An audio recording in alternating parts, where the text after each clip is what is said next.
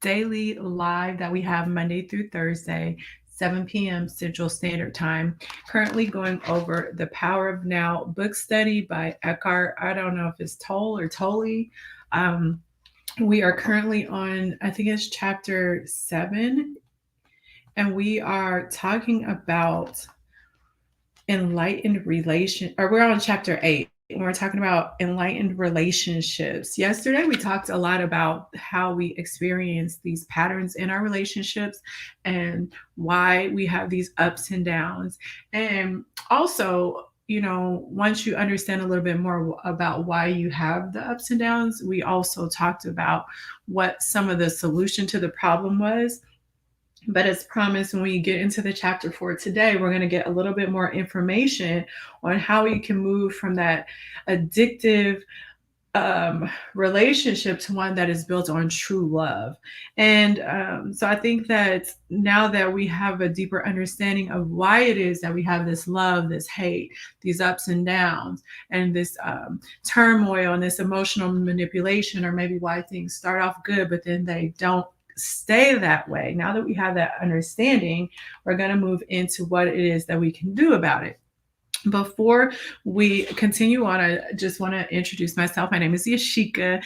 I am a transformational coach that works primarily with helping you tap into your inner self and living from that space, and teaching you what it really means when you are approaching life fully in your power, using science and using spirituality. And once you do that, you'll learn to create the life that it is that you want in your relationships, in your career, in your finances, and all the things that matter in the human experience. But also, what you will ultimately get is a good foundation upon which you are experiencing a life of personal mastery, self-awareness, etc. So let's get into the discussion for today. We are going to be talking about how can we shift again from the addictive to enlightened relationships. And one of the questions that we are going to examine today, sorry, there's a little glare there. One of the questions that we're going to examine for today is, can we change an addictive relationship into a true one? So let's see what he says about that. If you want to follow along in the version of the book that I have, I'm on page 153 at the bottom. So he says, yes, being present and intensifying your presence by taking your attention ever more deeply into the now, whether you're living alone or with a partner, this remains the key. For love to flourish, the light of your presence needs to be strong enough so that you no longer get taken over by the thinker, the pain body, and mistake them for who you are. And if you don't understand how there's these various elements that we experience in life, from our thoughts, from our feelings, from our pain, and how these impact the way that we identify with ourselves, then I want you to go over to YouTube and look for The Power of Now, the playlist. And I want you to start from the beginning, because you'll be able to understand more about how who you think that you are and who you've been taught that you are is not truly who you are. And so the first step is really knowing who you are, and that's a powerful place to self-identify before you can move forward in these relationships that we're talking about here in this chapter. To know yourself as the being underneath the thinker, the stillness underneath the mental noise, the love and joy underneath the pain, is freedom, salvation, and enlightenment. To disidentify from the pain body is to bring presence into the pain and thus transmute it. So if you want to start to change the energy in your relationships, it starts, number one, by how you show up in the relationship. But again, it's also by learning how to disidentify with these things that we've been taught that are us, but that are not us, and to really know what it means to approach life from our being. And also, he says to disidentify from thinking is to be the silent watcher of your thoughts and behavior, especially the repetitive patterns of your mind and the roles played by the ego. If you stop investing it with selfness, The mind loses its compulsive quality, which basically is the compulsion to judge. And so to resist what is, which creates conflict, it creates drama, and it creates new pain. In fact, the moment that judgment stops through acceptance of what is, you are free of the mind. You've made room for love, you've made room for joy, you've made room for peace. First, you stop judging yourself, and then you stop judging your partner. The greatest catalyst, this is important for those of you that want to learn how to shift energy, maybe in a relationship that you're already in. All right, so the greatest catalyst for change in a relationship is complete acceptance of your partner as he or she is, without needing to judge or without needing to change them in any way. That immediately takes you beyond the ego. All the mind games and all the addictive clinging are then over. There are no victims and there are no perpetrators anymore, no accuser or accused. This is also the end of all codependency, of being drawn into someone else's unconscious pattern and thereby enabling it to continue. You will then either separate in love, right? There will be no hard feelings. You'll just grow to know that the connection that you had is maybe not the connection that needs to continue, or you will either move more deeply into the now together, into being. And it does get to be that simple. And it really is that simple. It's more simple, of course, if you are not in a relationship and you do this work before you get into your next relationship. However, if you are with a person that wants to go on this type of a journey with you, and you guys are moving in the same direction, aligned, not you wanting them to do it because you know that it's good for them, which is codependency, but them making that conscious decision, and then together you guys are moving in this direction, then it can be simple. Love is a state of being. Your love is not outside, it is deep within you. You can never lose it, and it cannot leave you. It is not dependent on some other body, some external form. In the stillness of your presence, you can feel your own formless and timeless reality as the unmanifested life that animates your physical form. And then you can feel the same life deep within every other human and every other creature. You look beyond the veil of form and separation. This is the realization of oneness, and this is what love really is. Love is a state of being. And if you truly understand what love is, like we said yesterday, love is being, and it exists no matter if there's, some chaos going on. But because we don't understand that, our love is conditional rather than unconditional. I think that's basically what he's trying to define here. Love is not selective, just as the light of the sun is not selective. It does not make one person special. It is not exclusive. Exclusivity is not the love of God, but the love of the ego. However, the intensity with which true love is felt can vary.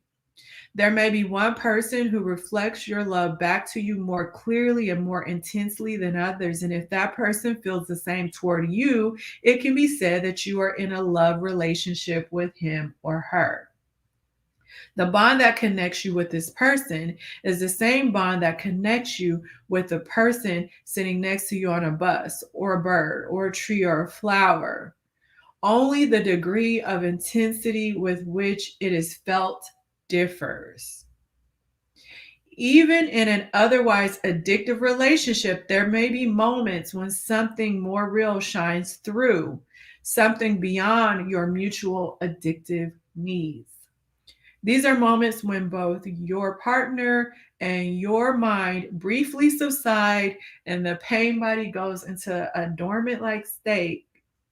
And this may sometimes happen during physical intimacy, or maybe when you guys are witnessing childbirth, or if there's some sort of death that occurs, or when there's a serious illness that may unfortunately come into the relationship or happen when you're in a relationship. Anything like that that renders the mind powerless.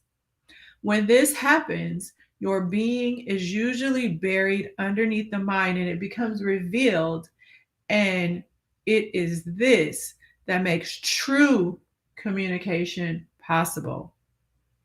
True communication is communion, the realization of oneness, which is love. Usually, this is quickly lost again unless you are able to stay present enough to keep out the mind and its old patterns. As soon as the mind and the mind identification return, you are no longer yourself, but a mental image of yourself, and you start playing the games and the roles again to get your ego needs met. You are a human mind again, pretending to be a human being, interacting with another mind, playing a drama called love. I want you to pay attention to that, because I think that what some of us may get attached to in relationships, especially if we've already fallen into what we think is love and created this connection and this intimacy with someone, and then we continue to play out these ups and downs in the relationship. I think there's not to say that we haven't experienced glimpses of love with this person, because love is a state, right? And when we have these things that just come in, sex and all these other things that he mentioned, there may be glimmers where you guys let your guard down, let that ego go away, and you are able to connect. And I think that a lot of the times we hold on to that because that moment can be so good and that moment can be so beautiful that we think that if we could just manipulate and control and change the things that are not good about these relationships, that we could feel that little glimmer all the time. But the problem with that is you're not going to attach to that little glimmer or that little potential or that piece of good that you may have had with somebody that you really cared about. You're not going to be able to experience that through trying to control or manipulate, right? Or trying to create that through force, which ends up creating more resistance. The way that you start to regain or have more moments of this beautiful love that you may have had a glimmer of more often, or make that the norm in your relationships, come from a couple things. The first thing is from you. If you do not know how to attach with a way of life that puts you in a way that you're living in your energy of your highest and best good, then you're not going to achieve it. You're not going to feel that type of feeling on a more sustainable level. So that's a choice that you have to make to internally shift and live in a way that is in alignment with your best self as consistently as possible, right? Because that's how you become an energetic match to that type of an experience.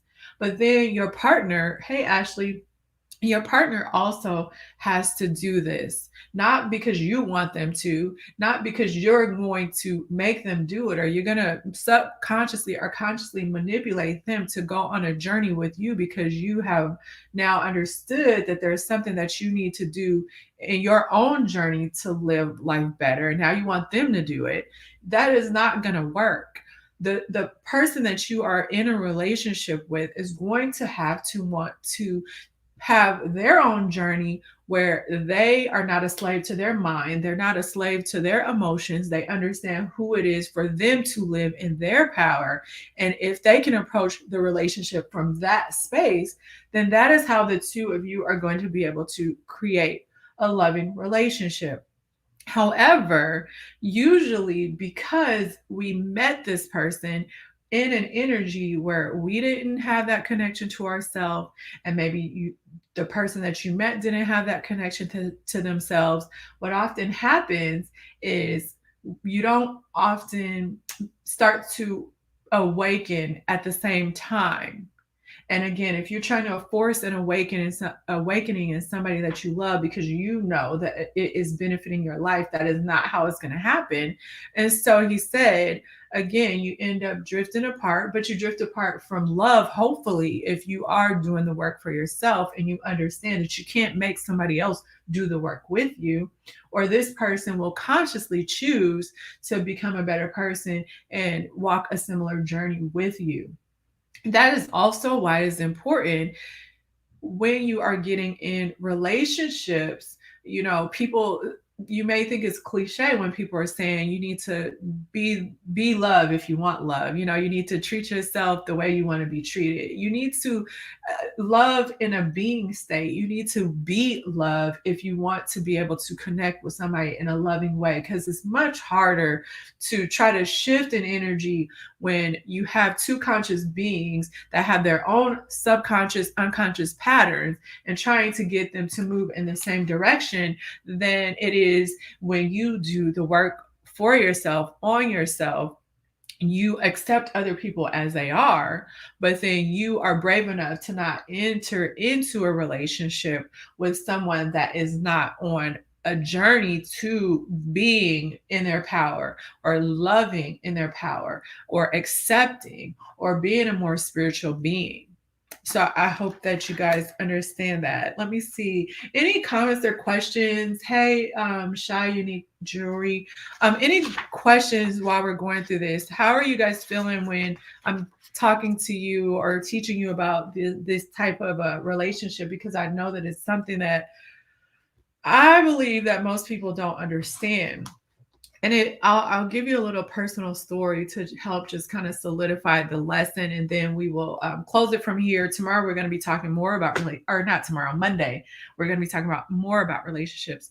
But I want to give you a personal example, because I am no different than anybody in the world today that has been taught to live life based on what it is that we experience with our senses, what people have taught us, and then some of the beliefs that we have been brought up or have witnessed when it comes to cultural things, when it comes to our parents, etc. So I entered relationships from that space with expectations, very conditional love.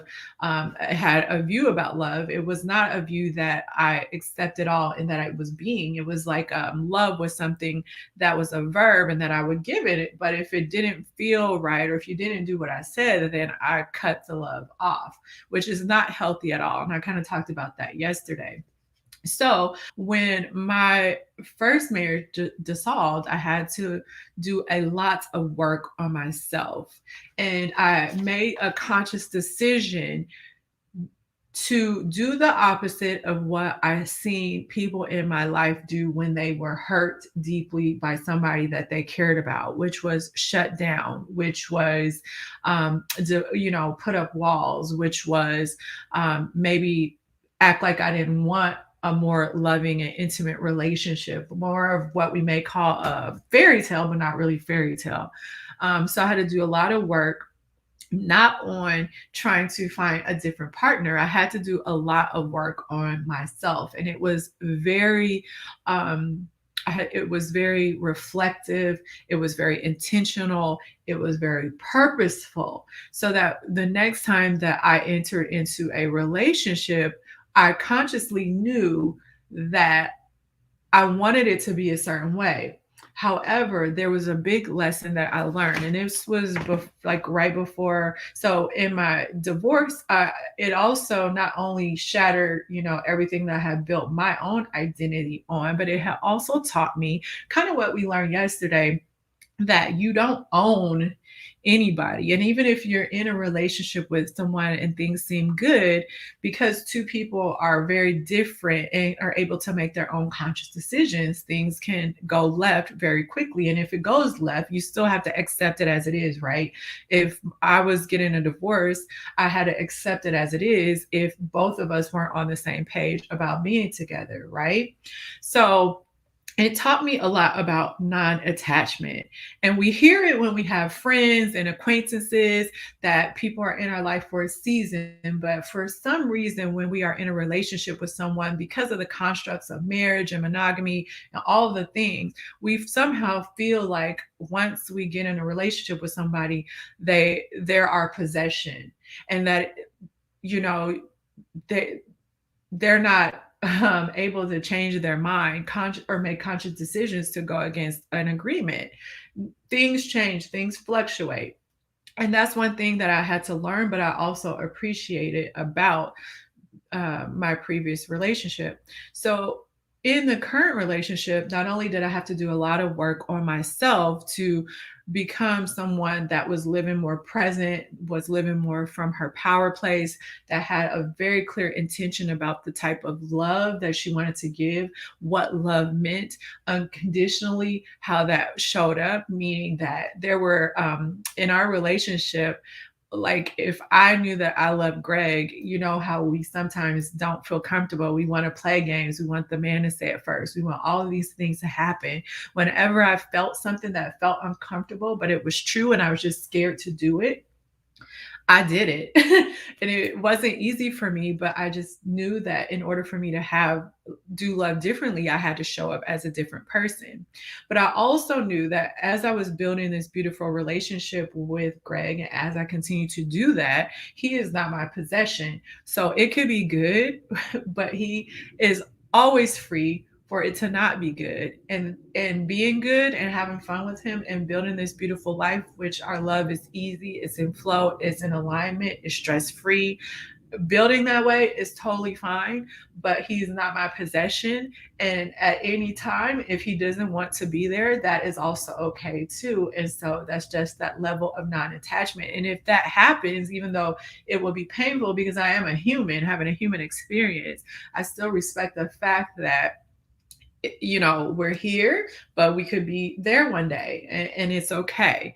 Yeah, America society makes it very shameful for you to come together and then decide that you no longer need to be together. And they also put you in a shameless position where you fight for a lot of things in life, a lot of relationships in life that are not for your highest and best good, instead of understanding this non-attachment and just enjoying the season that you're in with the beautiful person that you're with. And if that season is no longer a good season, then also having the courage to let each other go with love instead of fighting and struggling and hanging on and going through ups and downs, or being attached to somebody's potential instead of what is truly being shown in front of you.